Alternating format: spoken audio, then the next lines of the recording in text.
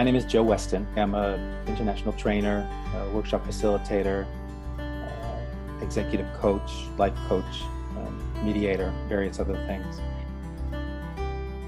Respectful confrontation is a method and a practice that has helped me and has helped others to stand in your power, speak your truth, get your needs met in a way where you don't get harmed and other people don't get harmed. For me, there's a kind of a tension in it. There's the respectful part, there's the confrontation part.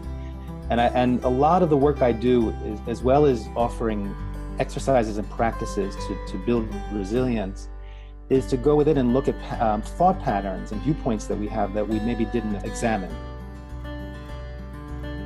What I'm hoping to do is to offer ways to increase the capacity of the work that you're doing, to be able to step into the challenges in an authentic way, to help move people to seek out new solutions.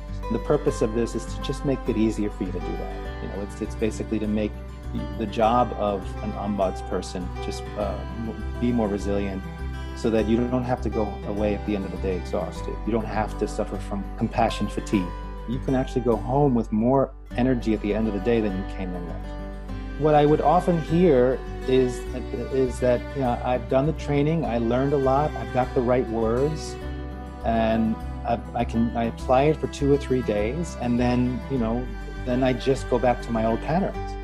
Or that, you know, I've developed the skills to have the proper wording to confront someone or to have a difficult conversation, and then if someone's sitting across from me and they're a bully or they're yelling, all the words go out the window.